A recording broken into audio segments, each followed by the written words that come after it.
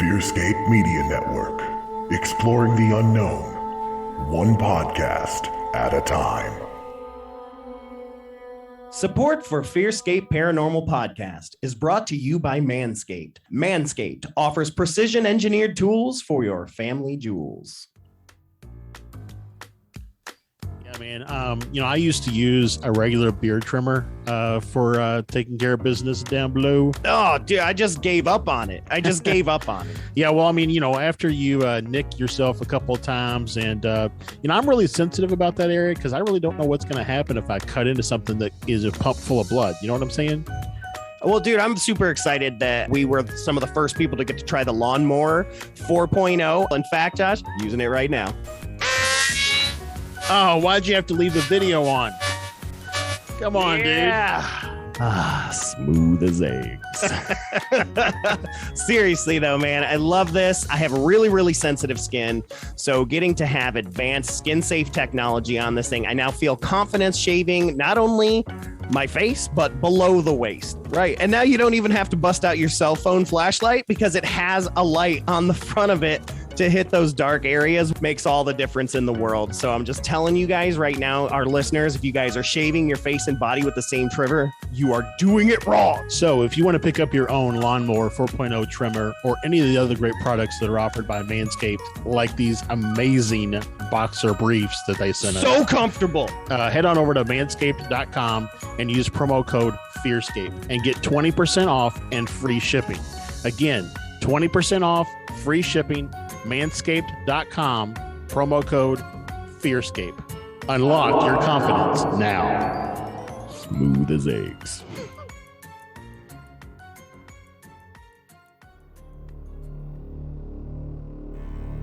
Thank you for tuning in to Fearscape Paranormal Podcast. We are on a journey to understand and to discover the phenomena that seems to exist all around the globe. We invite you to join us on this journey into the unknown.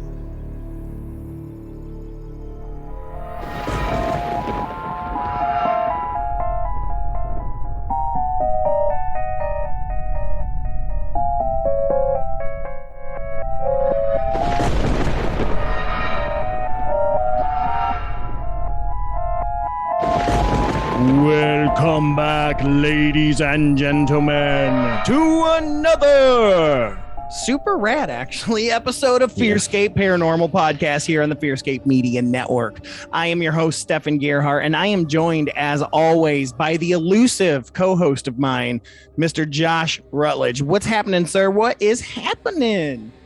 Oh man, it's been a crazy couple, like a week because we moved. It's like a big ticket item to move out of the house that we were owning to get it ready to sell is in our preparatory stuff to move to Arizona. So I'm exhausted. I'm mentally exhausted, but I am pumped and ready for this episode. Yeah, me too, man. We got a super cool episode, man. Most of you guys know we've been alluding for quite some time and talking about something that's been going on for months now, I guess. Whereas we received a number of emails and continue to do so from a man claiming to be Terry Wriste, the same Terry. Well, once you hear about it, it's not necessarily the same Terry Wriste, but you'll see. Same Terry Wriste mentioned in Hellier, as well as Alan Greenfield's books where he interviewed this man. We've had a lot of verification with Alan Greenfield as well as Olaf Phillips. And so we have been in contact with this guy who's really Terry Wriste. Part of it is not what has mattered. He's basically become kind of a paranormal informant for us. This man has opened many doors for us. He has opened our eyes to many strange things, conspiracy things, just shaver mystery things, all kinds of craziness that we are still looking into and researching and constantly talk all the time, especially with Santosh. But like I said, we talked to Olaf quite a bit as well. And even Alan Greenfield. And so we're going to be talking about that, making it public. For up till now, it's all been on our Patreon as part of what we like to call Wriste Watch, where people there have been able to join in on the mystery and get filled in on all of our conversations that we've had, as well as clues, and to see if they could join in on the mystery and add their own insight to these things as we try to not really... we're not necessarily trying to figure out who this person is as much as trying to figure out the information that he's given us and what it's all leading to.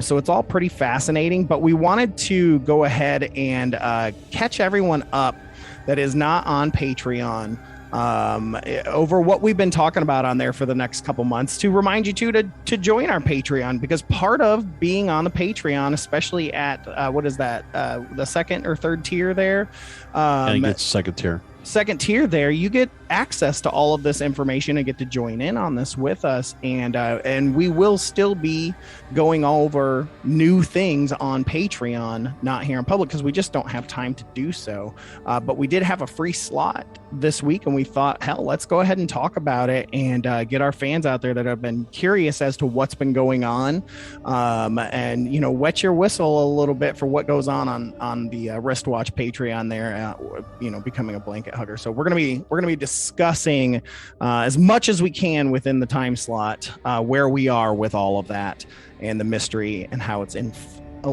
just unfolded. So yeah, that's the best way to put it.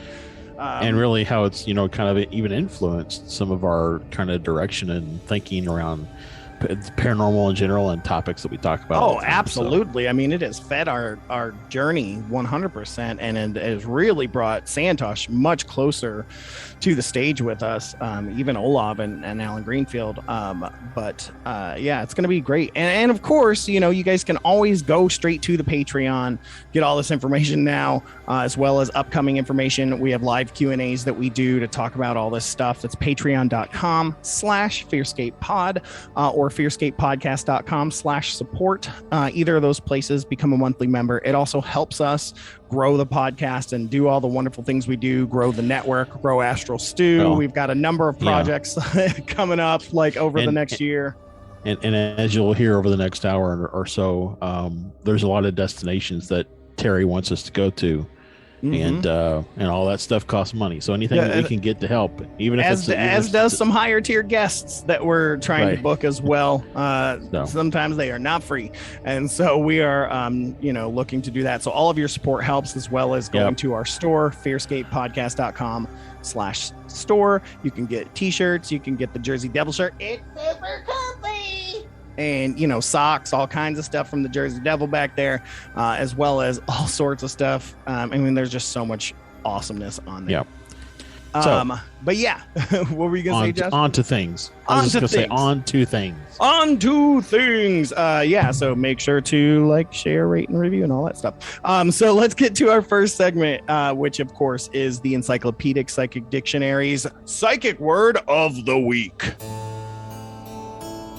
And now, the psychic word of the week. Psychic word of the week comes from the Encyclopedic Psychic Dictionary. June G. Bletzer, PhD, author extraordinaire, lover of my soul, rest in peace, honey bear. We miss ya, never knew ya. I flipped through the pages, Josh, and I landed on page 308. And the phrase that grabbed my attention here was incubation dreaming. Incubation dreaming. Again, some of these sound like really great like band names or like book titles. But I think you're thinking of the band Incubus. No, I'm not, because that's more like succubus and incubus. I'm not on that route. It just sounds cool, like a cool trippy sci-fi movie. But incubation dreaming, this is an Egyptian or Greek or Roman term around the 3000 BC time, says a traditional method used to deliberately induce the nature of a dream where one spent the night in a sacred temple designed for dream incubation. People came to the temple for answers to problems and to be healed physically. The problem was posed or the healing need requested before retiring. The priest interpreted the meaning of the dream in the morning.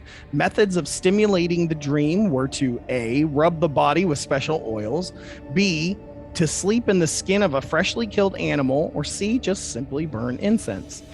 Second definition here is an indeliberate dreaming in which an inventor or artist receives his or her answer to their daytime work in symbol form, or clearly and vividly in an image form to be used as presented in the dream. The sleep state of the mind allows answers to come to problems that do not flow during conscious thinking, but which surface when the conscious mind is passive.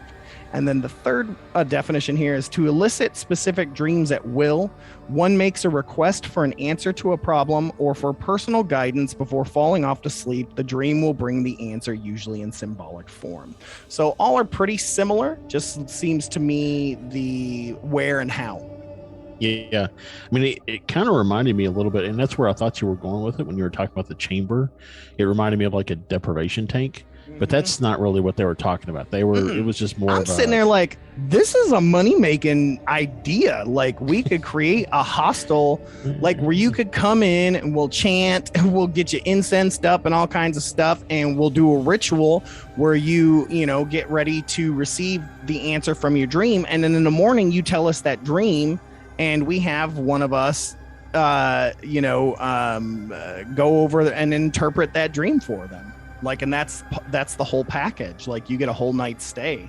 You get a whole I think that would do really well. I think that would. I mean, there's all kinds of shit like that. Like, you can spend a night in a man-made salt cave right now. Like in Louisville, there's a place. Yeah. Well, and you could call it like dreamscapes or something. So Dreamscape. Yep. Hashtag Dreamscape, even though it's copyrighted by like whatever that movie company was. But no. But yeah. But Dreamscape.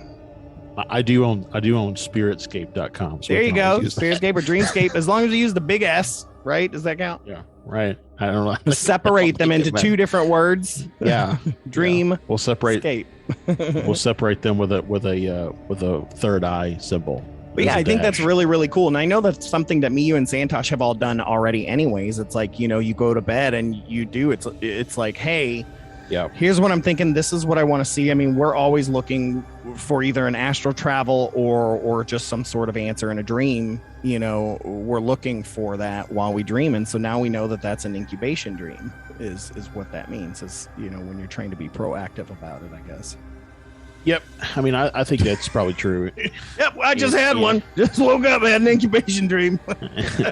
Well, I wonder though, like, I mean, think about the chamber though with the Egyptian stuff. I mean, it probably would have been quiet in there. You would have been just you and your smells and stuff like that. So it is a little bit like a deprivation chamber. Yeah. I'm down for the incense. I'm down for the oils, but the having to be in the skin of a freshly killed animal, that's too much like Luke with a tauntaun. And I'm just like, well, I mean, maybe that's why Luke saw Yoda, is because he was in the tauntaun. Maybe he was having an incubation dream.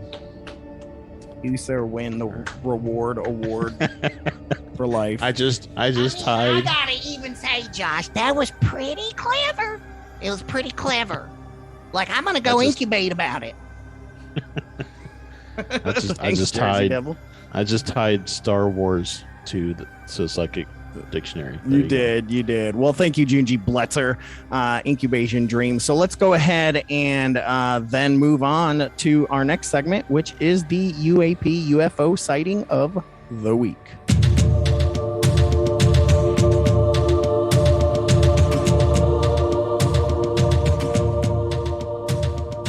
All right, Josh, UAP UFO sighting of the week. What do we got? Where's it from? What's it about? Yep. So this actually came from New Fork. As opposed to Old Fork. Right. And it actually happened in Lachute, I don't know, Canada. So how you spell it? Lachute. Lachute. But I mean, it doesn't, there could be a little thingy above the E, but it's not captured in the text that's captured here. Right. So, I don't know. But anyways, it happened on. By the way, it means the fall. Ah, well, there you go. Well, then maybe this maybe this makes sense. So it happened on August 18th at approximately 9 o'clock local time. It says, My friend's girlfriend was first to see the object, which at first looked like a fireball going from west to east. But after about 10 to 15 seconds, the circular object was just bright orange in color, and it seemed to have slowed down and did a circular motion a couple of times, and then continued going eastward and disappeared behind some clouds. It was dark out and the stars were out, but there were also some clouds to the east. Well, shoot. but I've been out at night before and seen, it's like Arcturus is the really bright orange star, that you see in the night sky. And I know people are probably hearing this and thinking, oh, they're just talking about that star. But I've never seen Arcturus really look like it's moving in the sky before, like to where it disappears. So, I mean, I know sometimes when the clouds move, it can feel as if the sky is moving and the clouds are staying still. I mean, yeah. But he's saying they were way off to the east, right? Yeah, and it was coming from the west to the east. So it doesn't say which direction the clouds were moving, but yeah. I mean, I guess it's possible that it was just a trick of the eyes. But I don't know. I mean, maybe that's when you fact bust that out that star chart. Yeah. Well, and the fact that it slowed down and moved in a circular motion. I mean, the circular motion piece. I mean, that's just I don't know. Maybe. I don't know. I mean, that's what happened to us with whatever we saw. Yeah, what was Capella, that was near Capella. I mean, this thing was moving in a circle and moving all around. So, well, I mean, we've talked about it on the show before. I mean, is it possible that these things hide in plain sight? Right? They just take up a position in front of a star that you expect to see there, and then sit there and then hide, even then, what if it's like bending light, it's reflecting light, kind of like the Predator's camouflage, right? And it makes it look like that star is moving, but there is something moving underneath of it, right? So it's not the star that's actually moving, it's this camouflaged ship. Well, it's like the aircraft carriers, right, from Shield and the Marvel stuff. So yeah, I don't know. I mean, it's an interesting story. I'd like to know more about it. Absolutely. Yeah, always do. I mean, we are not short on UAP sightings that we can pull from. So that's a fact. But yeah, let's go ahead and move on from that, Josh, and we'll get to our last segment before we get to our topic tonight, which is creepy catch-up. And it has been a while for creepy catch-up. It has. Creepy catch-up. Creepy catch-up. Creepy catch-up. Y'all, it's creepy. All right, creepy catch-up, man. Josh, it has been a dry spell for the both of us in terms of paranormal activity. It seems like it comes in waves, so I'm wondering if this is the start. Well, and it's funny because the individual we're going to talk about in a few minutes has hinted at there being some sort of a shift that's coming, and so I wonder if as the current mode was winding down, stuff slacked off, and then now it's picking back up again. So, I mean, we are also getting closer to the time of year when the veil is the thinnest, so when this paranormal activity tends to be at its height, right? Which is, about a month and a half away. So it's like, there's also that. The summer is definitely not that time. Yeah, I mean, I would even say that the veil is probably starting to thin now, right? Oh, it thins all year round. That's the thing. I mean, it never stops. Yeah. It's like if the pagan holidays are any indication, midsummer is that point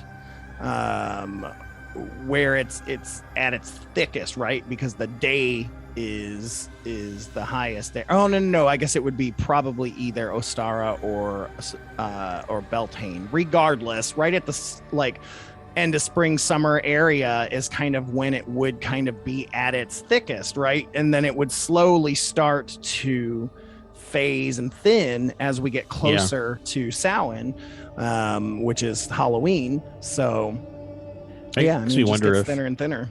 Yeah, I don't feel like it's a light switch. It's like Happy Halloween. Yeah. Good night, everybody. Well, it makes me also wonder, some of the things we've talked about with common occurrences or common situations happening, like, Bigfoot, ghosts, and UFOs and stuff. I wonder, it might be worth looking at my data to see if more UFO sightings happen when the veil is thin. Right. So in the fall and winter. Yeah. Be interesting. And that could just be because it gets darker earlier and people see more stuff at dark, but sure, you're able to pay attention to more. I mean, right. Yeah, absolutely. I don't know. There's 100 things. Well, I'll go first. I know we both have some stuff here. Yep. Mine has been work related. So to all my work listeners, get ready. Mine always seems to happen, like somehow the bathroom is in the story. But I was in the restroom on one of my breaks, or as I like to call the long break. Just kidding. I'm using the restroom in there by myself, and I hear the door open. I'm in the stall. There's 2 stalls. I'm in the stall. Hear the door open, and hear footsteps. And I'm finishing up. And as I'm standing up, getting ready to flush toilet, I'll hear a big grunt, like just a clearing of the throat, right? Yep. And then nothing. And I'm like, okay, I guess he's still standing there because the door is super loud. So even if I flush, but I'm tall, I see over the edge when I'm standing up. So I just assumed there was a short person in there. I get out of there, ain't a soul in the bathroom. No one. And literally the throat clear happened 10 seconds before I walked out of that stall. It would not have been enough time, especially like I said, I could see, I would have heard the door. It's super loud, and it's not the women's restroom next door because their door is not loud like that. And this was very much a man's, like, just throat clear. But it gave me the willies. Like, I haven't had the willies, the heebie-jeebies in quite some time, and that got me, man. And so that was a couple days ago. And like where I work, we have these long rows of cubicles, and I sit back to back with one of my good friends, Gabriel. And like, we're always talking to each other. So we'll always back up and kind of just poke each other on the shoulder, be like, hey man, certain inside joke. Well, I got tapped on my shoulder a number of times, and I turn around and Gabe's on the phone. Like, it happened. It's happened every day since the bathroom incident. Like, I felt somebody tapping on my shoulder, me thinking it's Gabe, turning around, like, because it feels like how Gabe would tap, but he's too far to move that quick. You know what I mean? Like, there's no way it would happen. And plus, he's like mid phone call, so like that would never happen. But right. Each time, and it's like making the hair on my arm stand up. Because there's something energetically that feels different about it. So I don't know what's going on, or if it's that same ghost that I saw months and months back, or if it's something completely different, or if it's just a spirit that just wants to toy with me and have some fun and mess with me. I don't know. But I do find it funny that, a lot of this happened after we spoke to Lon Strickler, talking about psychic gifts and things like that, and which made me kind of start thinking about that stuff again. And I started opening myself again. So I don't know. But yeah, definitely have had a number of things at work happening. So I thought that was really cool. I just wanted to share that. Yeah, it's really cool, man. You've actually got one more that you probably forgot about, but I'm going to talk about my 2 things, and then I'll circle back to it. Okay. So like I said early on, we're in the process of moving into our rental house to get ready to sell our house to move to Arizona next year. And the couple nights I was over here by myself, getting the modem set up and things like that. And I kept seeing like this shadow would come through the kitchen and turn the corner and go down the hallway. Mm-hmm. So I was like, I didn't really think much of it because, it's whatever. So the first night that we actually stay here in the house, my daughter, Layla, who I think probably has some sensitivity, all of a sudden says she doesn't feel good to her stomach. She ends up 20 minutes later, she ends up puking. So I go and get some sage that I had, and I, get it going, and I walk around. I do every room in the house and the basement, the whole kit caboodle. And then what I usually do when I would do it at the other house is I would just, after I got done doing everything, I've got a little Pyrex bowl that I would just set it in and kind of let it sit there and smoke until it goes out. Well, so I did that, went to bed. It burned all the way down. It burned all. I got up the next morning, it was just ash inside of that little cup. Like, I've never had that happen before for sage, for it to just completely burn the entire time. So that was the first thing. But after doing that, I've not seen. We've talked. I mean, your kid obviously is sensitive to this type of energy. So, but I mean, since doing that, no problems. I mean, no sickness, no. Now, did you let her know you were doing that? Yeah. I told her it was to get rid of the energy in the house. So, okay. But I also haven't seen the shadow since doing that. So, I mean, I never do it to get rid of everything. I just do it to get rid of anything that means, any negative intention. But because I want my grandfather and Kristen's grandmother and stuff to feel comfortable coming into the house. So, and then like that night, I also really did a really strong ward and all that kind of stuff to really help things. But so that was the first thing. Then this morning, we were leaving the house to head to take the girls to school, and it was like dusk. I mean, it wasn't dark yet, but it also wasn't like the sun had not started to rise. And there was a plane that was flying over, and like it caught my eye because all I could see were 3 lights in a triangle formation with a single center red light flashing. What? And I dismissed it as an airplane. But later in the day, I thought about it, and I don't remember seeing any outline of an airplane. I just remember seeing the 3 white lights with the red flashing center. So I haven't gone back to look at the app for like Flight Aware or something like that to see if there was an airplane that flew through during that time.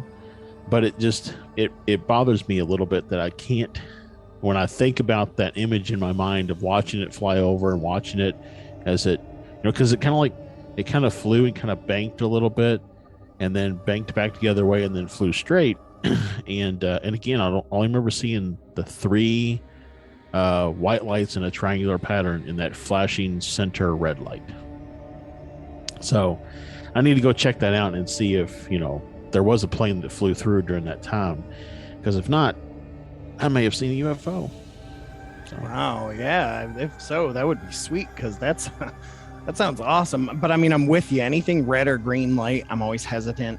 But yeah, what would it be? Well, and I know, like, airplanes have the bright light on the front, and sometimes they'll have bright lights on the wingtips, right? But those are like usually straightforward lights. They're for like, hey, I'm coming at you type situations.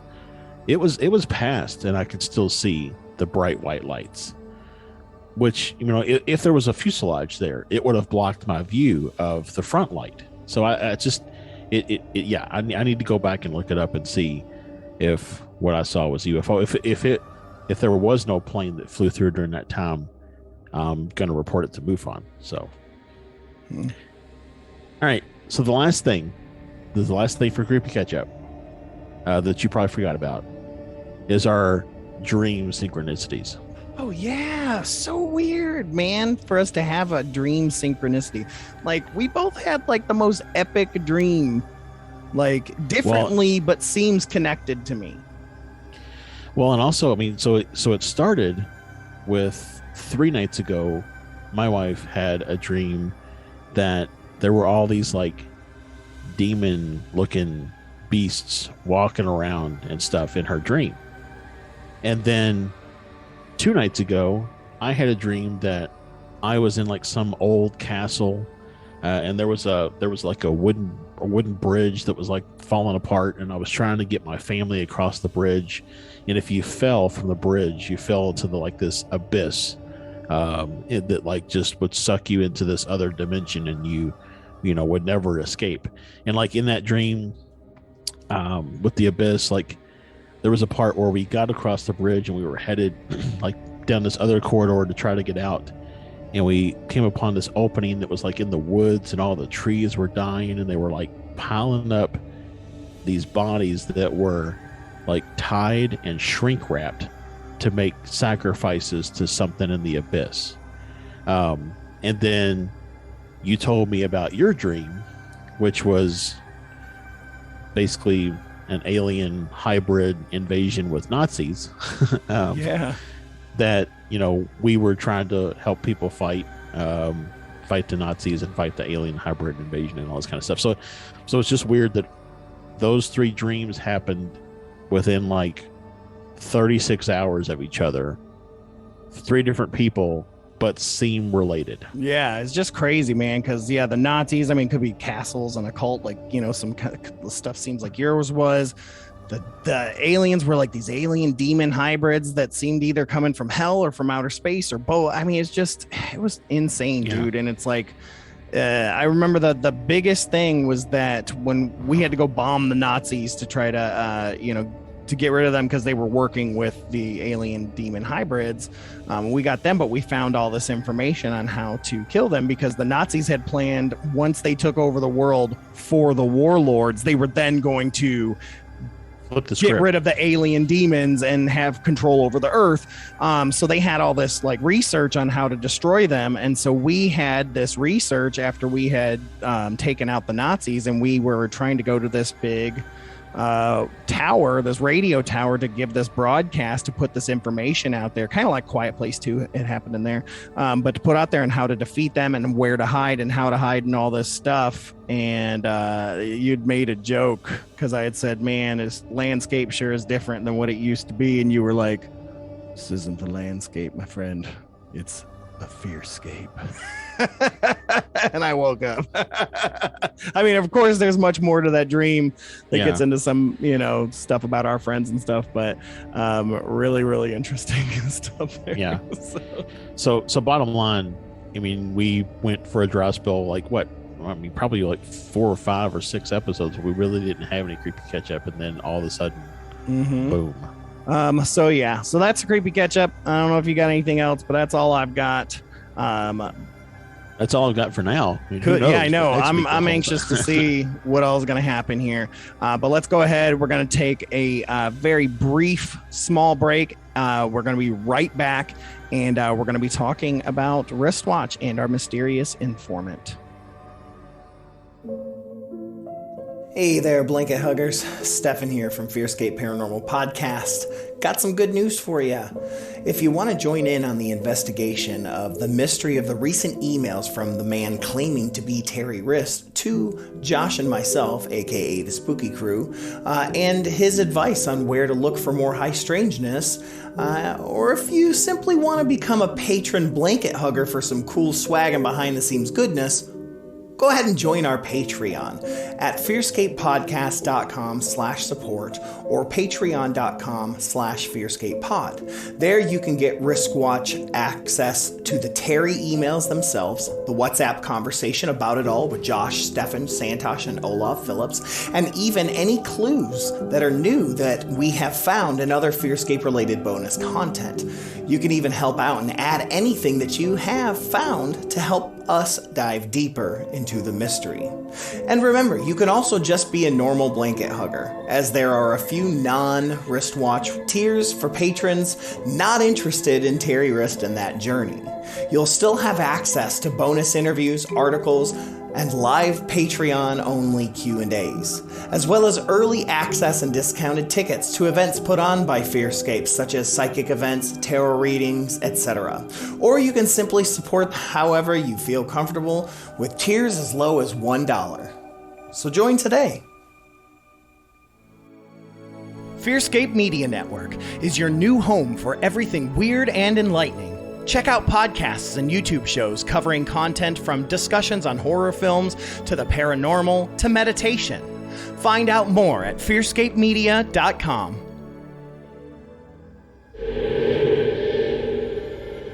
And thank you guys so much for sticking around. We are back, Josh. We are going to talk about the man claiming to be Terry Wriste and all of the crazy information that has been sent to us and the journey and path that we have been sent upon.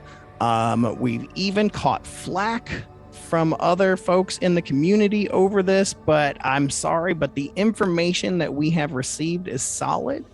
And like I said, at this point, whether this person is indeed Terry Wriste or a Terry Wriste or not Terry Wriste at all, and it's just somebody messing with us, the information that they've given us is incredible. And things I would have never thought to look into. You would have never thought. Olav, even Alan Greenfield, like, has had some questions for the said person to kind of verify the identity. Those questions were answered correctly. And some things like that. And so I don't know. Let's just get into it. There's so much to unpack, and let's just start getting into this. Remember, you can always join our Patreon to really dig into the mystery and share your thoughts as this continues to progress, because we are still receiving communications from this person, as well as information and all that stuff. So Josh, let's get cracking here. Yeah. So this actually started back in March. I think it was like March 18th. I'm found the actual. Is it really that long? Yeah, it's been that far back. So, sorry, March 28th, but still March. Wow. So March. Yeah. So, we have the report a sighting form on our website, and we get people sending ghost stories and Bigfoot and all that kind of stuff. But this came in on March 28th, the morning of, I was out with my family. We were at like Michael's or something, and I just happened to get I just happened to check email and saw that this came in. And so the first kind of input was via that report a sighting form, and it just there's some questions that are like, it asks for the phone number, it asks for the email, and then the type of sighting it was, and there's an option for something else, and then it just has a place for you to fill in any additional details. So I think it's interesting that, number one, the phone number provided was 000-666-1313. That's like the Munsters phone number, man. Like, I haven't actually run that through the cipher, but I'm just curious if that actually does equate. Oh, I didn't even think about that. Yeah, God, the early days. I'm so past the cipher now, because he was trying to throw some cryptic bullshit at us at first. Yeah. So the message, so he the email address provided would be too easy at nope.com. So, yeah, if there's one thing I've learned is this man has a sense of humor, and you can see why Alan Greenfield would have been friends with him, because they both have a very distinct humor sometimes.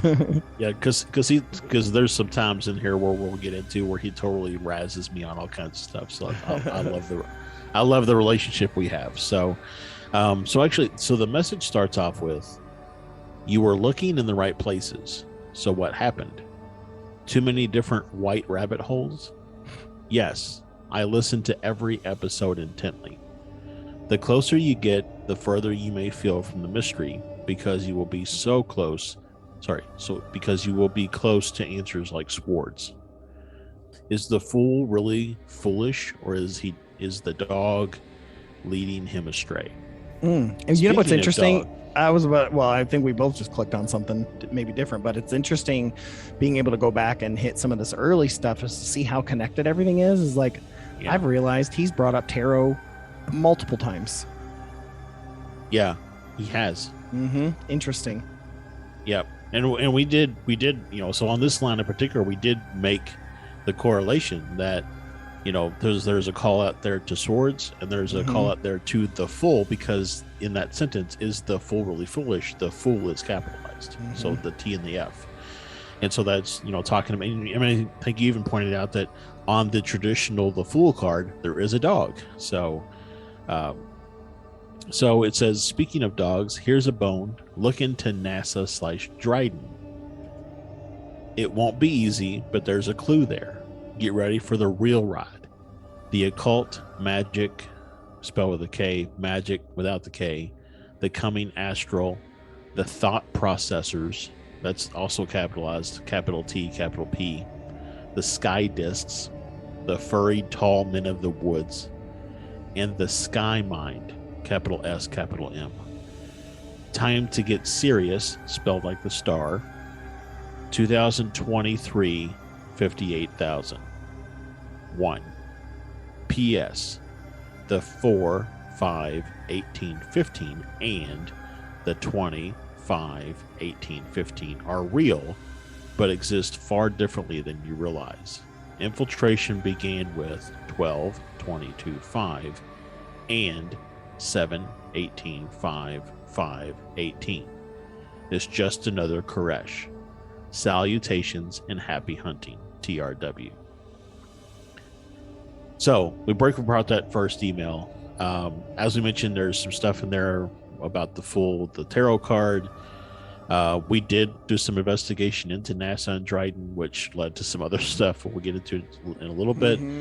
I forgot about the thought processors. Sky Mind. Like, there's so much. I'm wondering if those connect with the Darrow Tarot stuff that we learned about later on. Yeah, if there's connections there. And I thought like the tall people in the woods was probably like Sasquatch. Like he loves his hyperbole and riddles and and stuff like that. So the series of numbers there that we're given, like the 202-358-0001, that's the phone number to the information line for NASA. Like, remember you found that. So yeah. So it's like if you it's for if you have a media inquiry, you can call that number.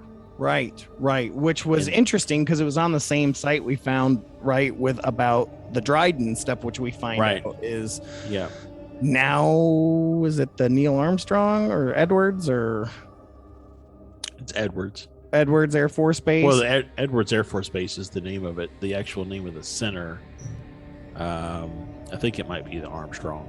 I think it is now, but it was the Dryden. Yeah, it was Dryden, because Dryden was the first director of NASA.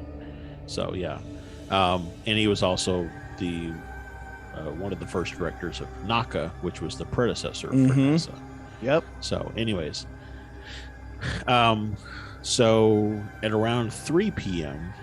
Eastern time, I received an email to our Fearscape podcast email address from a temp encrypted email account, and it said this: Spooky Boys, which is funny because we always refer to ourselves as the Spooky Crew or the boys. You have 15 minutes to ask me anything, and I will tell you the truth. Any question, 15 minutes only. That's how long this temporary email lasts. And now I was going to say, at this point, had we even, Santosh and I, had we even known about the first email yet? No, because because I thought I didn't hear about it for a while because I was swimming. You didn't, and actually, I think this might have even been the same day that you had your Quetzalcoatl dream in the pool. No, that was different. No, because that was in Tombstone.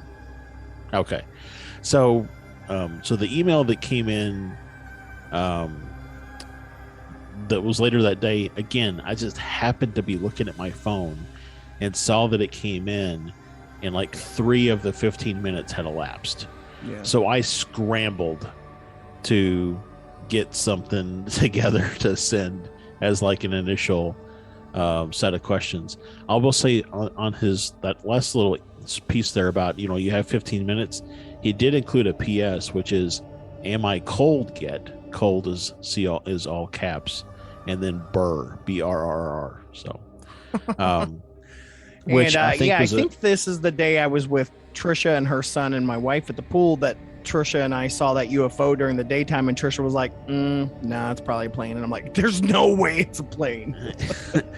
So it's interesting, I think, because this is a call out to something that you and I have talked about on one of our multitude of shows that we've done, either on the podcast or on like Fearscape Unhinged or something, where we postulated that Terry might have been Ingrid Cold. Right. So well, I there was think this another is- thing too in the first email where we had talked about the astral, oncoming astral war or whatever was brought up to us either in a session, a Estes session, or on the Ouija board. I don't remember. It was the Ouija board, and it was while I was out there. That's right. With you all at the end of January, I think it was, or February. Right. So yeah, that's. I mean, that just to take a moment to pause and say there are a lot of things that Terry has provided in an email that either were mentioned before the email or after the email in Estes or a Ouija board session. And a lot of those things we have not purposefully not talked about on the podcast, right? So as to not taint the kind of the validity of if this stuff is right. You always have to hold whatever. things close. I mean, it's like an active murder investigation or things like that. You don't share Right. every piece of information because you need to know, because there's so many people that will just claim that it's them. Right. Whatever. So we've done that. We hold on, and we, even with this whole investigation, there's pieces that we've still held close. Because we don't want people getting hurt, by checking things out. But just because we have to keep things close on purpose. Yeah. So again, I scrambled, and this is what I responded with as questions. Are you a hybrid? Is SLUF short for a government agency? Do you know where Ingrid Cold is? We don't believe him to be dead. Is there a code we can use to contact you? His response was, well, that's a lot to unpack right there too, because that's a lot of stuff we had already been talking about at that point. Some of our own theories on things. Well, so we had gotten, so let's backtrack a little bit to unpack what we're talking about there. So at a Ouija session in my backyard, we got contact with several entities that passed along some information as it relates to Terry, and some information as it relates to SLUF and other things that are going on. SLUF was shown on Hellier. That was one of the things they found. And so one of the things that we got in two different Ouija being contacts, whatever you want to call them. It was the same session, but two different entities. Yeah. Was that SLUF was a government agency, and it was like, I'm trying to remember. So the F was foundation and the U was underground, but I don't remember what the first two letters. They didn't know what the first two letters were. So, his response is, so in response to the hybrid question, hybrid is weak thinking. It's deeper than that. Is SLUF short for a government agency? Yes. I quickly learned, by the way, to not ask yes or no questions. So, because yes or no question is an easy way out. But do you know where Ingrid Cold is? Yes. We don't believe him to be dead. He included dead but evolved. Is there a code we can use to contact you? Code? That's laughable. And then he just signed it Terry RW. I guess, which is funny with him and the cipher work and all that. Yeah. So I thought I had time left for a little bit, so I responded with, how old are you? And he came back with, sorry boys, time's up for more. I'll be in touch. The search is now. Leave your eyes on the sky, which also harkens back to our kind of newer sign-off catchphrases that we do at the end of the pod. And then he just signed it TRW and then 57433213444531 for FTR, which I think FTR was for the record. And so I think Olaf figured that out to be an age. Yeah. So I don't remember what the age was, but he figured it out to be an age. So I mean, that's the thing. A lot of these emails, like a lot of the stuff, we're still working on. We're still looking for answers because he's still not 100% forthcoming. I mean, we got some information, like, so in the Ouija session that I was out, when I was out to visit you, with you all, and we did some stuff out in the desert and all that jazz. The Ouija session that we did right before I left produced some names. And yeah, I forgot about that.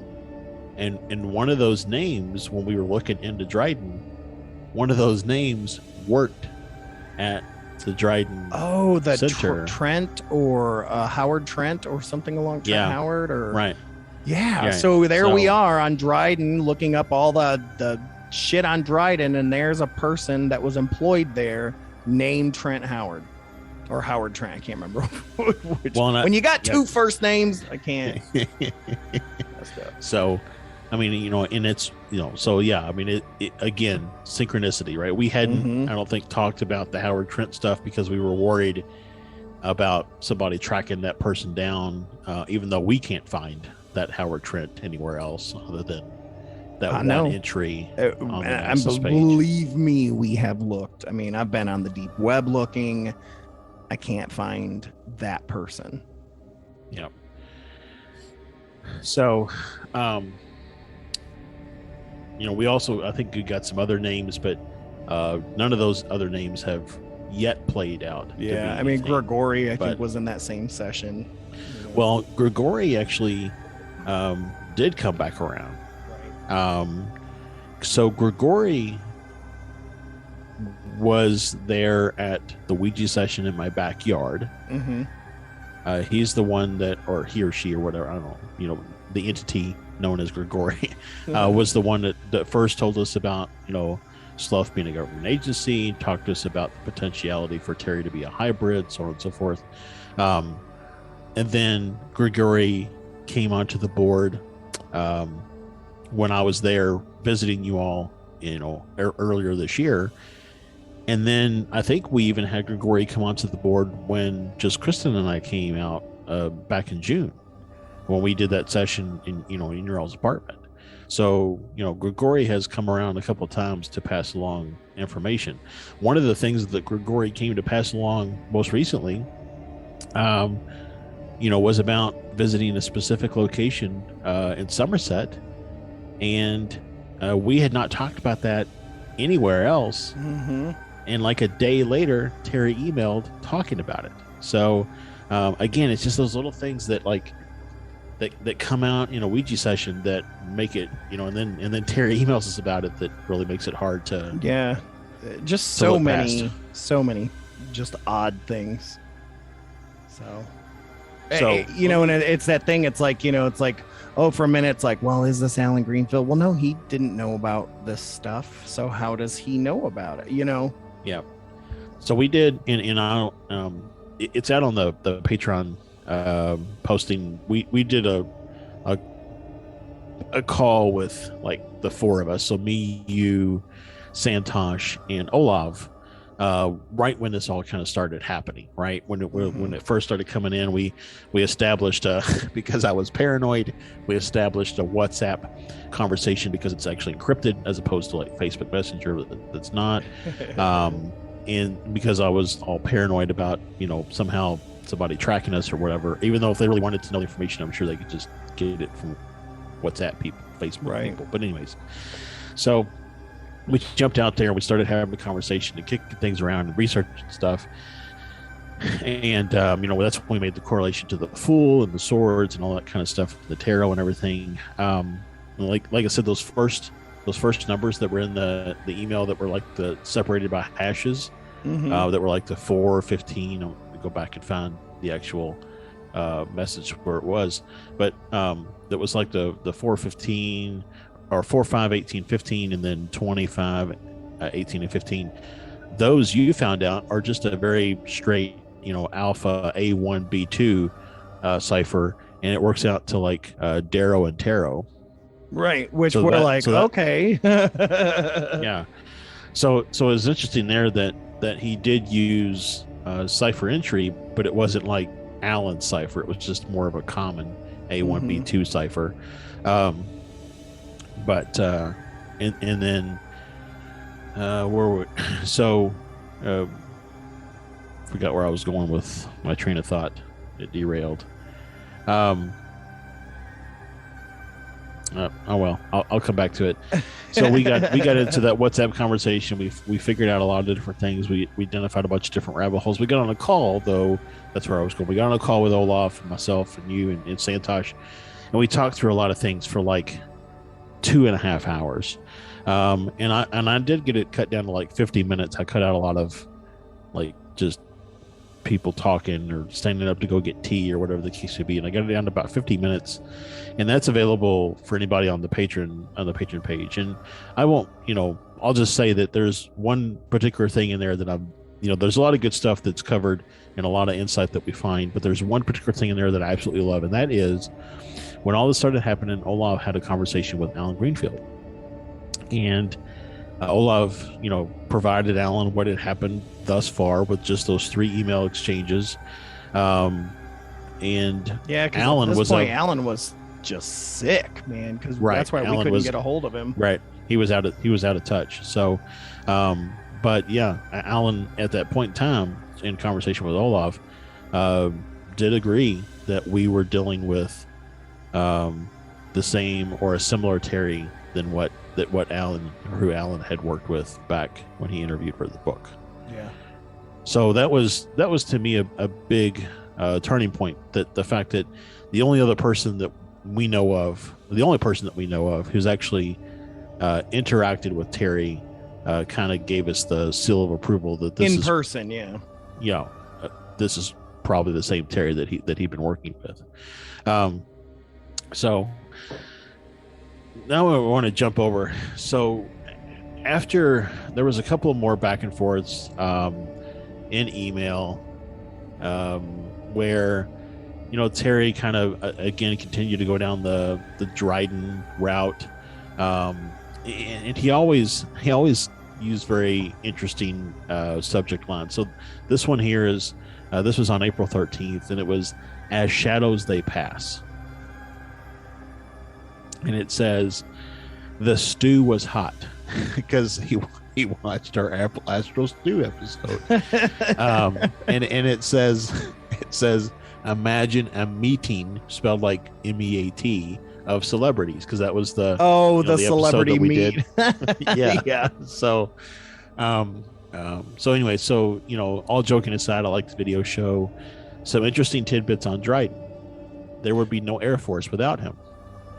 Did he have his hands in the events at Roswell and Mount Rainier?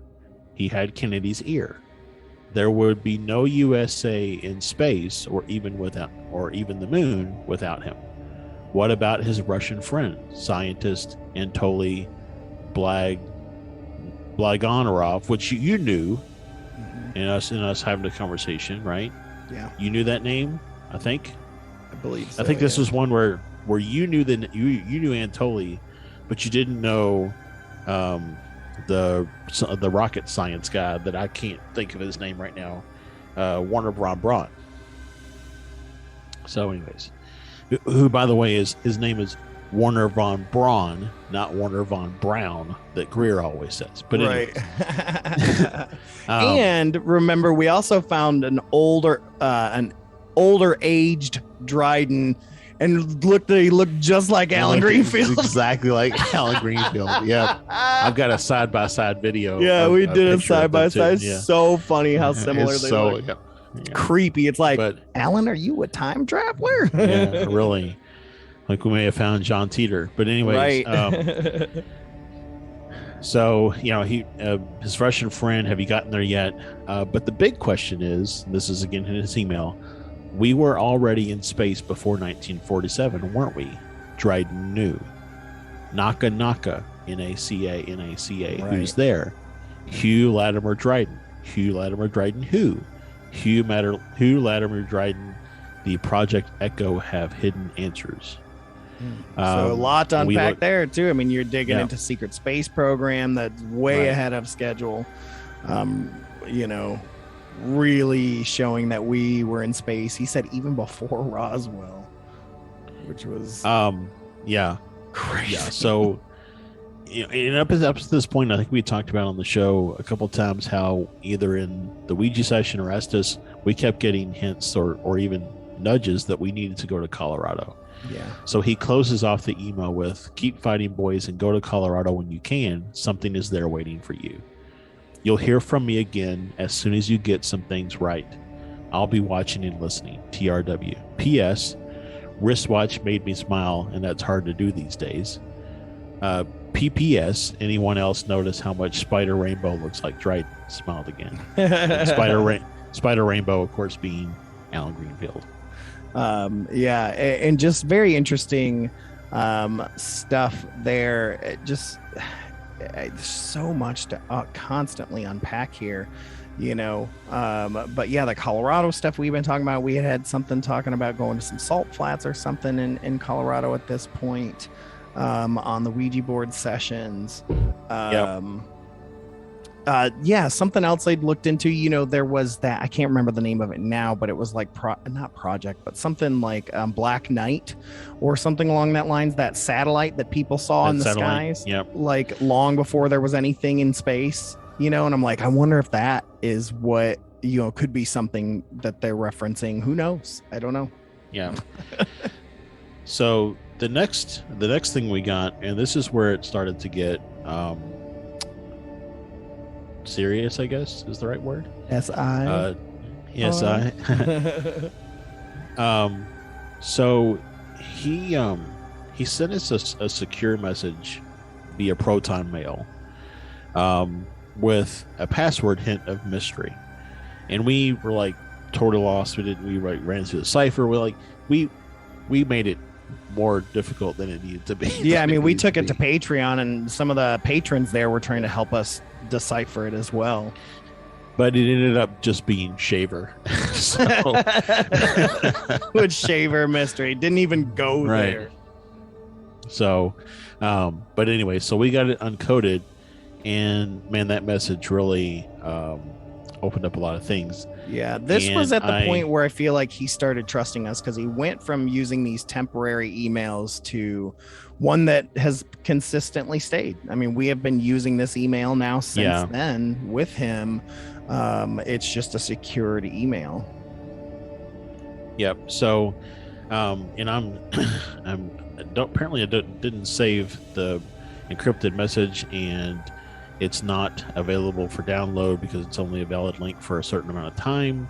But so I'm trying to get into WhatsApp to actually look it up and see what it was. Yeah, it's like, I know we have it on WhatsApp. Well, and I even downloaded the WhatsApp text conversation, so I'm sure it's in there too. Yeah. When was that sent? That was sent on May 23rd. So he sends us this, and this wasn't something that would expire, like we said. It says expires in 27 days, which I don't know if we want to give away his email or not, but it's clever. We won't give that away, but it's something for us to know it was him. But he says, "Hello, boys. I've decided I can trust you. Well, as far as I can trust someone. I'm not going to use temporary or anonymous emails from this point forward. I have created this email to create a better back and forth in contact. So if you fuck me over, I will revert back to using those communication types, or simply none at all. I don't have time for such bullshit. I've been in hiding for a long time. And I am not who you think I am, but I am also just who you think." So he goes on, he says, "Have you discovered the importance of the Crytron yet? Or whether Lazar has told the truth? If you followed my directions from Groom Lake, you'll notice more clues than you thought. The thing is that they are all worth time in the sun and out of it. But there is a spot. It was once one of my bases. I've not been there in 20 years, and so I'm not sure if it even exists anymore, but there are some answers there, hopefully. I listened again to your Valiant Thor episode. Did you do any research outside of Wikipedia, for Christ's sakes? There's a video of him out there, and yes, he does know Indrid Cold. Thus, I won't read this part because we need to save that. I have met both of them. You know my story of meeting Indrid Cold, though I believe he has already changed forms since then, as I have. Much like the Doctor Who program that Changes are hard on the body and mind. So much so, those of us able to chameleon wonder if it was our actual body that changes or if our mind spirit is simply transferred to another shell. So in that, I am the same Terry that met Alan, yet I am completely different as well. My memories of past carnations are like dreams. Sometimes they are vivid and bright, other times they are foggy and distant. But I have written my story down to be given to the public at the time of my choosing. Someday, some life. But I will tell you this, I knew Dryden. I met him many times before his demise. Do you know how he really died? He knew Valiant Thor as well. And when Thor presented himself, he did not make it known the many times he visited before secretly. Let me just say that Queen Victoria was a big believer because of him. I know some of this or all of it seems and sounds science fiction and slightly insane, but it wasn't, at least not to me and my crew. It's why I have to give you clues instead of answers. If you don't find them on your own and I just give you answers, it will all seem too far-fetched, but if you find them on your own, you will understand the connection, the synchronicities, and your parts in it. I'm glad you brought Santosh and Olaf Phillips in on this. You will need all the help you can get in the coming year or so. I have to depart for now as I need to regenerate and prepare for the underground conflict tomorrow. We will be fighting on two fronts, in the earth and in the mind. I'll respond again when I can. Until then, I leave you with another place to add to your travels. Something more than water fell here. Open your eyes, and then he put in parentheses 3 here and peek around, and then he gave us these coordinates and then signed Terrence Wriste. And he also had attached a tall map. Yep. Which led us down the rabbit hole of trying to figure out how that related, which I think made a lot of strong correlation between the tall map and some constellations and how that potentially all relates. And yeah, so again, this is just a little bit of an enticement. Even if you just pay the $9 tier for a month, just to be able to see that video, I highly recommend it if you're at all intrigued. Yeah, the one with you and Santosh and Olaf talking about stuff. Yeah, it's really interesting. And it's like, even he gets into kind of referring to himself as almost like a chameleon or Doctor Who regeneration. But as we've learned, that even then was a clue within a clue of what was really going on. I now know that he was not implying that he was a shape changer. No. Though I think he probably can disguise himself well. That's not it's so much deeper than that. And it's amazing looking back with these eyes now and seeing how much he gave us in that email. Yeah, I mean, I really I was actually just thinking the other day that we should probably the four of us, or you and I and Santosh or whoever, but actually do a time where we just go back and re-unpack those early emails. For sure. I mean, just again talking about the directions he gave us from Groom Lake and all the crazy things that we discovered with Santosh and Olaf of potential spots and places. And it's funny because all of them that we've discovered seem super legit and worthy of being checked out. And those are all places we'll be checking out when you move out here. Some really interesting spots, including, these last sets of coordinates as well. Yeah. So, so then he went like 4 days, and then he sent another email. And a lot of times it is very much him emailing us, providing, detail. Although we do have some conversations where I've emailed and gotten a response. So it's almost as if he's out fighting this battle like he talked about in the interview with Alan, he's like, underground, and then he's like, I need to tell these guys about this. Yeah. Imagine how he talks. I need to talk about coming up to, for the safe house or something. Mm-hmm. So this one on the 27th was started like this. I don't have much time. There was lots of silver to be had, and they took it, the generals. But silver was not the one thing to be had there. 5 points. If you ever want to explore the real underground, you'll need to learn to shift your mind. Astral studies are the key. There is a war in that plane that is brewing. There will be 2 disclosures. One we hear, and one only the top brass hear. Disclosure 2 will feature the battle raging in the astral realm to come. It's all connected. Do you hear me? All connected. And then just sign simply T. Yeah, and he's mentioned this again. I mean, even in the last email before that one, it was, I have 2 battles to fight, one underground and one in the mind. Yep, the mind. Yep. And we do know, so again, this goes back to, this came out on May 27th. We had not received the Pentagon report yet. We know now that there are 2 disclosures, because they've been talking about the classified report that has been delivered to people of Congress and NASA and all of that kind of stuff. So, yeah, I mean, now one could say somebody would, I think I even talked about the possibility of there being a public disclosure versus a private, or high security disclosure. So I'm not necessarily saying he has the inside track, but this came out before the government funding. So, we talked a little bit about the Silver Star mine, because the star has 5 points. All kinds of stuff in there. There's metal, because he talks about top brass and silver. Yeah. So, there's a lot of metal. And of course, in Nevada near Groom Lake are many mines. That's what they did, was that they were all about getting the metals. And so, there's just so broad. And also, there's 5 points on the Pentagon, and we're talking about generals, and it's just So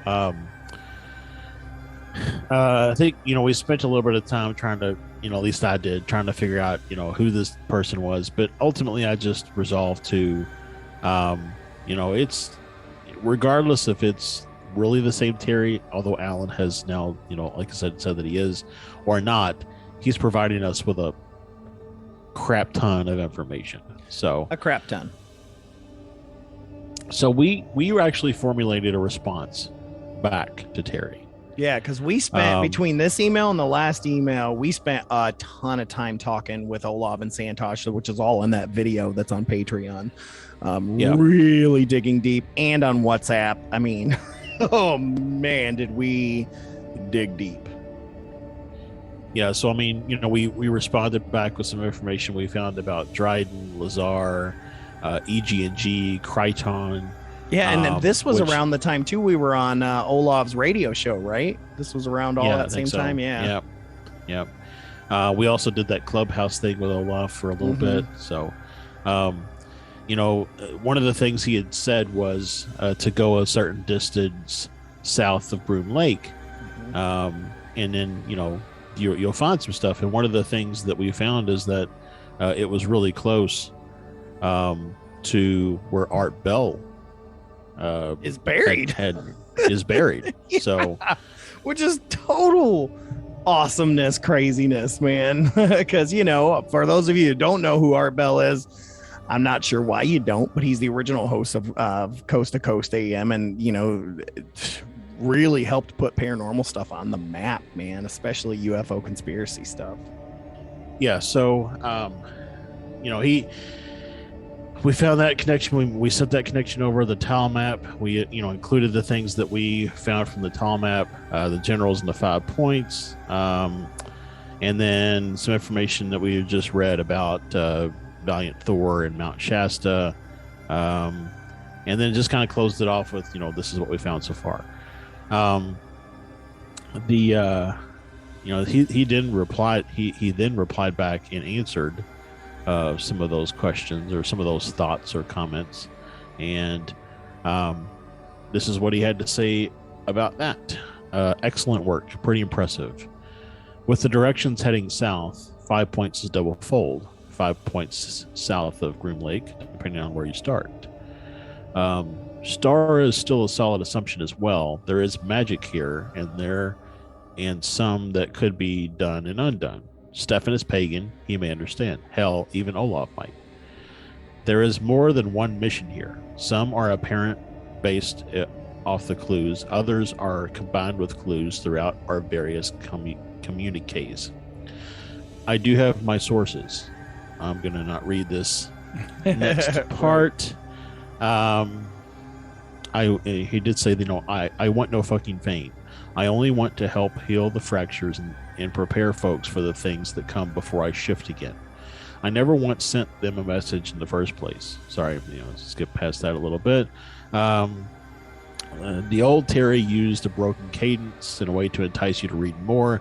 This is why I no longer feel the need to use it. I can talk to you because of your better understanding of the path. Like I said, I listen intently to your shows. Your path is true. Stay on course. So a few emails back, I said to you that I was not the Terry you were looking for, yet still the same. Look into Bell's theorem to understand the shifts. Sometimes I'm here, and he's there, and others. In my memories, I'm not going to read this part. All of us that shift know pieces of each other's memories and missions. I've been here a while now. It takes a toll. It's why I need to change and shift this message as well. I don't know when I'll be able to respond next. I'm in Asia, and the DUMBs, deep underground military bases, here are so very different and treacherous, and finding signals or couriers are tough. But keep fighting. Keep sharing the info to those that will understand it, Terry. And then he included an image that was the transmanic. I'm not going to say it right. What was it? That like the 5-pointed magical star. Tetragram. Where's Santosh when you need him? Matan tetragram. So, and it's just look it up. It's really interesting looking thing. And so we did some stuff. Famous occult symbol. Trying to overlay that on some maps and things like that. And yeah, this really opened up some things for Olaf, who's really big into occult type stuff, especially Jack Parsons and some of the things that he did out in the desert near this area. So I mean, we laid that over the tall map stuff and came up with some interesting, information based on that. But bottom line, I mean, it was a lot of information to unpack in just that email alone. We did send an email back saying basically, he sent an email wishing us a happy 4th of July, which I thought was pretty cool. Mm-hmm. Then on 7/19, sent him an email. Terry, I hope he had a good 4th. In an old book, I found a conversation between Shaver and Palmer. They talked about the Shaver books and how Palmer sensationalized it. One thing that stood out to me was that Shaver said the Darrow and the Tarot looked like us and were always walking among us. This, of course, is different from how Palmer described them with long snouts and such. If the Darrow and Tarot look like us, are they the same as Ingrid, Valiant, MIB, etc.? What are your thoughts? His response back was, it depends. Some Tarot have evolved to adapt to human facsimiles. And Darrow, just a heads up here, if you don't know what the Darrow and Tarot are, go back and listen to our Shaver mystery episode. Darrow are definitely most like the MIB in Kill's books. The elephant-like nose was fabricated by Palmer. I've never seen one like that or heard tale of them from Tarot. And with the Tarot, there has been much breeding with humans. You would be hard-pressed to find a full-blooded Tarot. Most do not even know they are Tarot until they are called to the cause to fight the Darrow. And before you ask, I do not know how or when they are called. It is a very close guarded secret and may be different here than on my Earth. Say what? I want to take just a minute because I don't know. I think we may have glossed over this a little bit in his communiques, but so Terry at this point in time is basically kind of laid out for us that he shifts. It's like a multiverse theory, right? So there's This is, remember how we told you that the chameleon stuff, the regeneration, blah blah blah, was coded here. Well, we find out this is what he was implying, was this dimensional theory stuff that we start getting into. So it's like, the Terry that we're conversing with now is actually a Terry from a different Earth in the multiverse, and that eventually there will be a shift, and the Terry we're conversing with now will shift to another multiverse Earth, and a new Terry will take his place, and that then, this has been happening for quite some time. right. Is the one thing that we've gathered from this, and it's interesting because some of the questions that Alan had asked, Terry was very right on them, but different, because on his Earth where he was from, he said Alan Greenfield was an African American guy, first of all, and so some of the questions, they were similar, but different. So for example, if you were to say, oh yeah, I had Superman issue 237, well, maybe on his Earth it said 238, but that was enough for Alan to be like, how do you know that it was Superman, right? Like, I never said it was Superman. It doesn't matter that the issue is different. That shows me it's the same Terry from a different Earth, so to speak. So yeah. So, and I think I'll kind of close it out with, we've got a lot more emails from him, but I want to close off with this just one last email, because this really, I think, hits on the head for me for where I've been thinking a lot lately is, have you ever heard of Plato's Cave? Meant to be an allegory, but it is not. There are many of these prisons underground, and the shadows are dark. We have liberated many. However, there are some shadows that do not offend, and indeed begin to make amends. Darkness does not equate evil, some of the time. Sometimes you have to open your eyes into the darkness and close your eyes to the sun. So, if you like to eat your cereal without a little, the Phantom Empire from 1935 is more truth than fun. he spelled cereal SERIAL. Yep. Mew is not something to discount. TW. Which, of course, gets us more into the Shaver mystery stuff again. Yep. Is this idea that the Hollow Earth Terra civilization was either Mew or Lemuria or Atlantis, along those lines. But yeah, I mean, it's like, as crazy and fantastical and sci-fi as it gets, like at this point, talking about the dimensional shifts and the things like that, it kind of gets more grounded too. So, I mean, I hate to leave you all at this point, because we still have much more that has come after this. And I'm sure there's more to come. And again, like I said, especially, videos and WhatsApp chats and things like that we've had about this stuff, is on Patreon. But as you can see, it's not something we can talk about every single episode. There's just too much information. It's too much information out there. It's just getting deeper and deeper. We have probably about 5 different locations at this point in time that we actually need to go to and visit and spend time at and do investigations and all that kind of stuff. So, I mean, that's going to take time to actually do those investigations and then package that up in some sort of a presentable format for everybody to consume. So, I mean, Stefan's point is, there's just a lot to unpack here from Terry. And I love that we have this relationship now that we're communicating more frequently, but it's also like a little bit of a, we just keep getting more and more and more that we need to look into and work on. And so I'm excited and also a little stressed, but yeah, right. And having this on Patreon, like, it allows our patrons out there to have something to look forward to more than just, the standard, oh, here's an episode a week before, here's a Q&A. It's not the same old stuff. It's you get to become a part. It's almost like the Liminal Lodge, with Penny Royal. It's like you get to become a part of this investigation with us and help us, because we're just, a few people. I mean, for the most part, it's mostly just Josh and myself, and then Santosh and Olav help out quite a bit. But it's like, we are constantly thinking about this, and we could always use different points of views.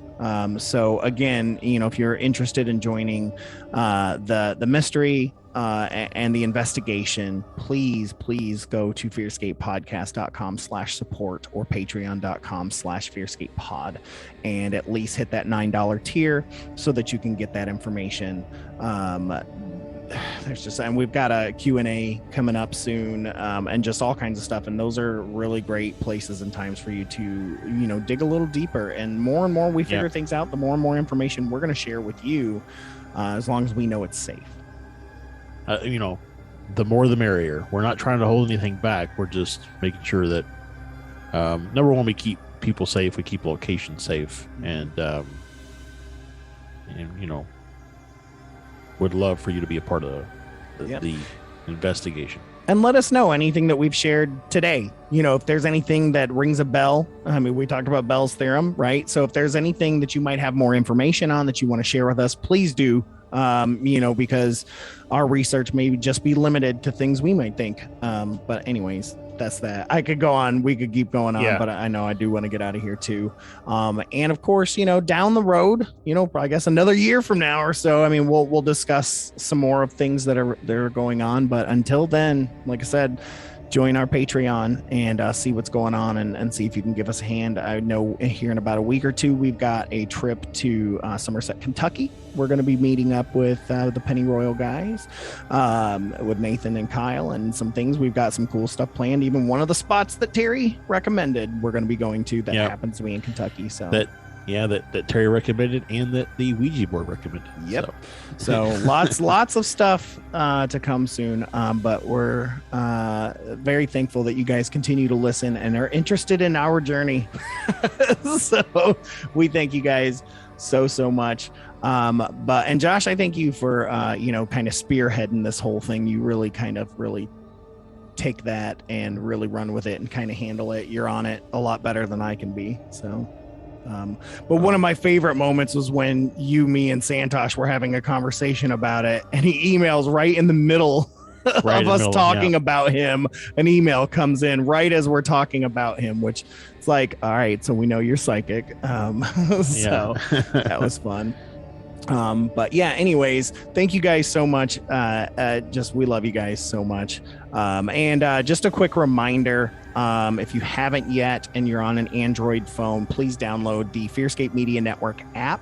It's super cool. Has Misters of the Dark on there. It has Ghosts in the Attic, Bodies in the Basement. It's got Wishful Drinking and Binge Thinking. It's got all of our great shows that are on there, and it's so much fun, and it's free. So, go ahead and check that out. It's super fun. But Josh, let's go ahead and get to our final segment so we can get out of here, which is Encounters from the Fearscape.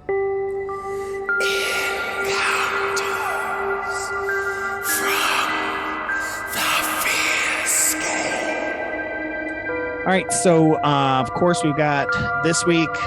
This comes from a listener from South Carolina named Roy, and he actually shares a number of different stories. So bear with me. It is a little bit longer, but Roy has some really cool stories here. So let's go ahead and check this out. Hello, I'm Roy. I experienced a ghost seance when I was about 8 years old, and I lived in 2 houses in California that were haunted. So my life was already just there in this. The first house that was haunted that I lived in was in Lompoc. Now, I knew something was there right when we moved in. It was a very depressing home. And the biggest thing that happened to me in that home was that one night, my pillow was pulled out from under my head, and then it just floated there. And then the pillowcase came off of the pillow, and then the pillow fell on the floor, and then a second or two later, the pillowcase fell on top of it. I quickly pulled my covers over my head like I do most nights, and eventually I fell asleep. Now later, when my mama woke me up in the morning, there it was, like I had seen it, still on the floor. I didn't tell my parents about it because I didn't think that they would believe me. Now, sometime later, I heard my dad and my mom talking to my grandparents. And Dad said that something sits on the end of their bed at night. And when he looks away and then looks back, it's gone. One night, I heard a voice say in my room, I'm going to get you.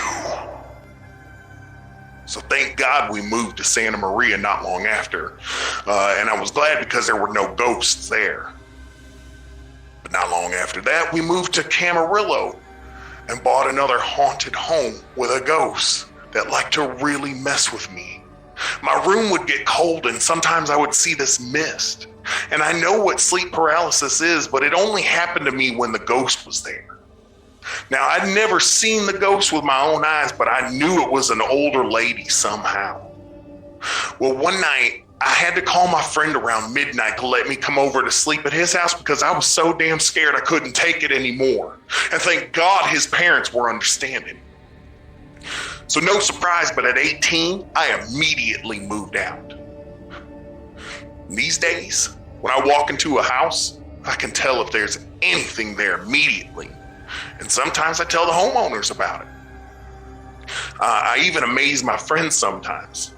Now, for example, 3 years ago, I went with friends to go look at a home that was for sale. And the realtor was late, but gave us the code to get in. And when I walked in, the TV in the living room comes on and at full blast. And I felt the spirit in the room. And I said to my friends, a man just died here. And I knew somehow that he was this old man and very short and lived alone. My friends just laughed at me. Well, later on, the realtor showed up with the lady that owns it. And my friend's wife was out talking to the lady that owns it and asked her if anyone had died in the home. And the owner said, yes, my dad just passed away in it the other day. Here's another story. When I went to my wife's house for the first time, as soon as I walked in, I felt it. So I said, oh, you have a ghost here. And she laughed and she said, yes, it lives upstairs with her 3 daughters, and they called him George. But they didn't mind him being there, and neither did she. Well, we got married and we lived there for about 20 years. But I would never, ever go upstairs unless someone was home because, hello, I am afraid of ghosts. And now we live in a different home and there's no ghosts, thank God. But what sucks though is that I love deer hunting. But going in the woods at night in the dark and feeling things look at me, it makes it hard because it's quite frightening. I tell myself it's just raccoons or foxes or rabbits or whatever, but I know sometimes it's Native Americans or old people that lived there before us. I've had a lot of other things happen as well. I even sometimes now in the morning see ghosts while I'm driving, and I just look away after I see them, and they know that I see them. But anyways, that's all I wanted to share today, and I just thank you boys for listening to my stories. Whew, man. Wow. Yeah. That's a lot. That's a lot. It sounds to me like he's got a lot more stories. So, Roy, if you're listening, please send in more. Just like you guys can send in yours to fearscapepodcast@gmail.com or find us on any social media at fearscapepod and send us those stories. Thank you, Roy. There's some scary stuff in there. And it's interesting that it seems like almost like a switch was flipped when he was younger, and then he just started, seeing everything. So yeah, it was like a throwaway line, but he says, when I was 8 years old, I experienced a ghost at a seance and then just jumped into living. Didn't talk about that story. That's what I want to know about, Roy. If you ever write us back, I want to know about your story with the seance when you're 8 years old. Because, that sounds like a trigger point to me. So I don't know. Very interesting. Very cool. And I love that there's good and bad ghosts in this as well. Like there's the ones like, oh yeah, the girls call him George. We love him. But he's like, nah, man, I ain't messing with that. Very, very cool. But again, send your stories to us. We love those stories. Send your encounters. We want to hear them all. We want to share them all. Just a reminder, we're going to be at the Mid-America Paracon here shortly, man. Like here, October 1st, 2nd, and 3rd and in Louisville, Kentucky. You can go to, I believe, midamericaparacon.com. You can check that out as part of the Fright Film Fan Fest. It's going to be a lot of fun. Keith Age is going to be there. Scotty Rourke, I believe, is going to be. A lot of our friends are going to be there. It's going to be a fantastic time. You can meet up with us, say hello. Lance from Misters of the Dark is going to be there. I'm going to be reading tarot. Like, there's going to be all kinds of cool stuff going on. So, I'm going to be sitting there looking pretty. Looking real pretty. And we even got some really cool Jersey Devil. Don't tell him it's a surprise. Well, we got some cool Jersey Devil stuff. Just be on the lookout. There's going to be some really neat stuff there at our booth, our table. Come talk to us. Ask us questions about wristwatch and ways that you can help us out. We are going to skedaddle, my friend Josh. As always, it's been an absolute pleasure. Same here. Every single week. Love the show. Every single week. Don't forget to check out Astro Stew. We just dropped a new episode, I think a week or so ago, about the Noosphere. Those are always so much fun. Santosh, man, what a brilliant mind.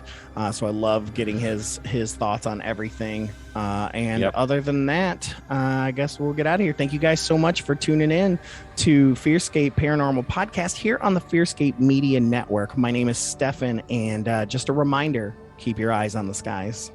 This has been Josh. The search is now. Oh, I see what you did there. Copy and terrorists. That's copyrighted now, man. Anyways, hold those blankets extra tight. Things tend to get spooky when you're listening to Fearscape. Good night, everybody. Good night. We hope you have enjoyed this guidepost on the road of high strangeness with us.